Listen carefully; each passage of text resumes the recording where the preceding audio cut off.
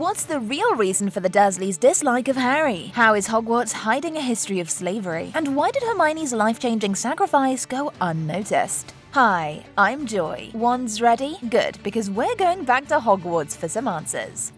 Who abandons a baby with a note?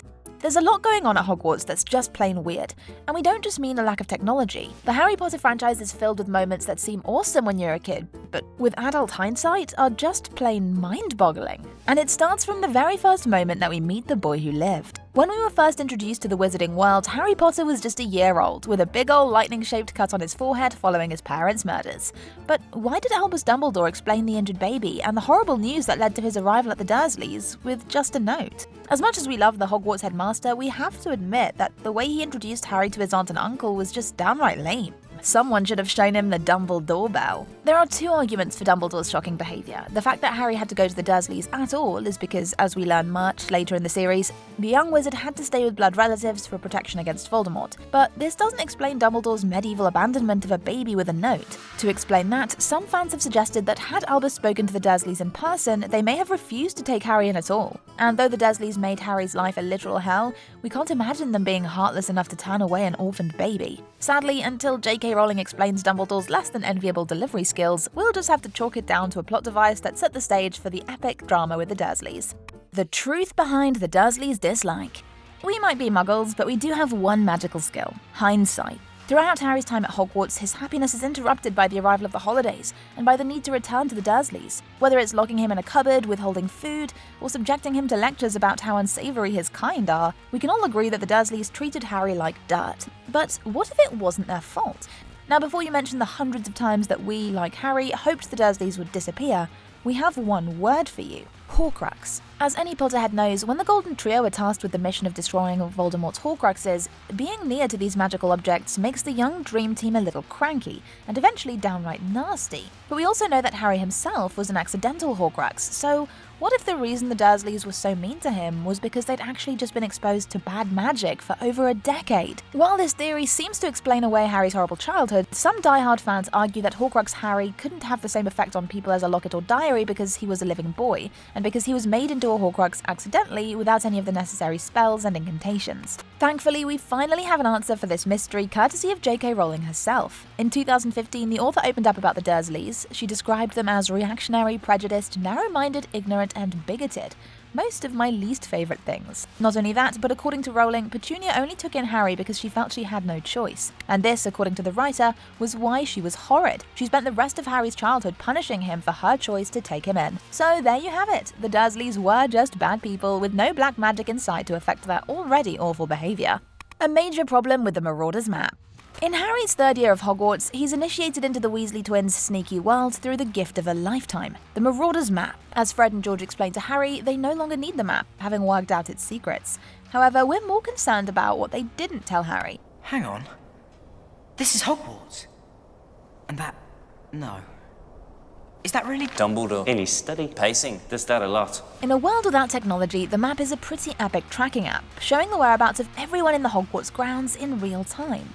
So how exactly did the twins not notice that the supposedly dead wizard Peter Pettigrew had been lurking in plain sight as Ron's rat Scabbers? Either Fred and George missed the fact that their brother had been eating, sleeping, and strolling around with a wizard in his pockets, or worse yet, they knew and just decided not to say anything. I guess they really were up to no good. And speaking of the Weasleys, Molly Weasley is the only real fiction in this series.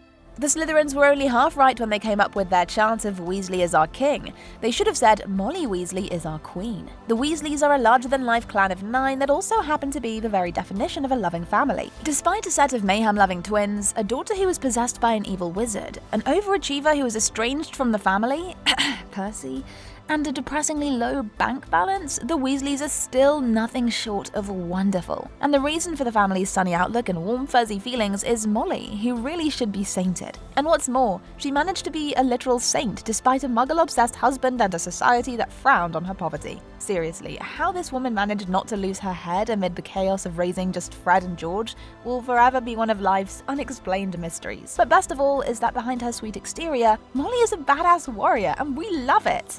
Not my daughter, you bitch! Ugh, I still get goosebumps when I hear that. Was Dumbledore the world's worst boss? Despite being the greatest wizard of his time, Dumbledore was a pretty disappointing employer. We can't argue that Hogwarts had some interesting professors, but it's also painfully apparent that the school, filled with innocent and impressionable children, never conducted background checks on their staff. And for anyone disagreeing, who in their right mind would ever hire Gilderoy Lockhart? But it's not just his choice of staff that leaves us shaking our heads. It's Dumbledore's habit of being uber cryptic. For a guy that lived to be 115 years old, the headmaster was pretty clueless about communication. Not only did he create complicated and deadly plans without informing the main players, but he seems to have never heard of conflict resolution. Just imagine how differently things would have played out if Albus had spent less time managing the threat of Voldemort and got more involved with managing his staff. If only Dumbledore had told Harry about Snape's history with Lily, or let Severus in on his crazy suicidal plan, things could have been so much less tragic. But then again, Dumbledore's questionable logic and serious trust issues added some much-needed mystery and tension to Harry's life, so it's not all bad.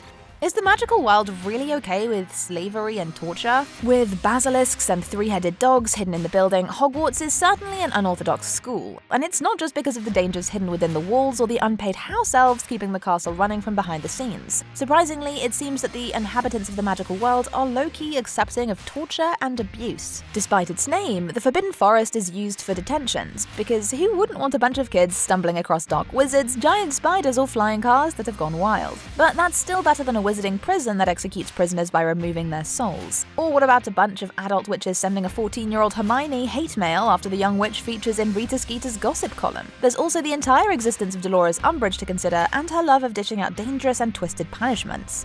Basically, the wizarding world is a minefield when it comes to equality, and we can only hope things were better once Harry's kids attended.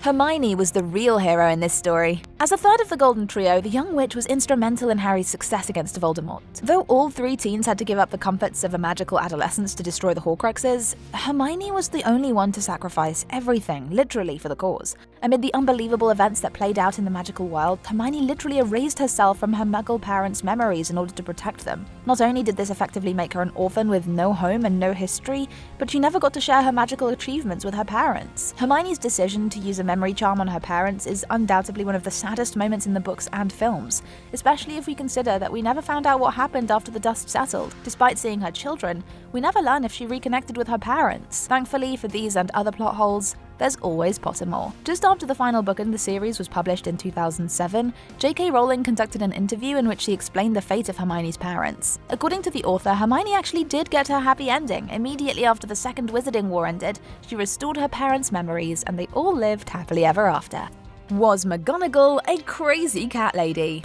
Can you believe that we know nothing about McGonagall's private life? Despite being a really important character in the Potterverse, her history is never mentioned, and we never learn how she came to be the formidable badass that we know and love. Thankfully, Rowling saved us from spending a little too much time wondering about Minerva's past. Between images of a crazy Scottish baker with bagpipes and a bunch of cats, or a prudish and lonely woman whose life is her job, we have absolutely no hints about what Minerva's life looked like beyond Hogwarts. Or rather, we didn't before 2015, when JK Rowling finally answered our burning questions on Pottermore. As the author explains, there's way more to Minerva McGonagall than meets the eye. The daughter of a witch and a Muggle priest, she had two younger brothers. Like Hermione, she excelled at school, and while at Hogwarts, she had top grades in all her subjects, and was also head girl. And then her story gets really interesting. As Rowling explained, when Minerva completed her studies, she fell in love with a Muggle man, and just before they were due to marry, she broke things off as she didn't want to tell him she was a witch. That heartbreak took years to mend, but it did eventually. In a massive surprise to all Potterheads, the series author admitted that McGonagall did in fact get married, just after Voldemort's final defeat. However, she decided to keep her maiden name, and the marriage was a short one, with her beloved falling victim to a venomous tentacular bite.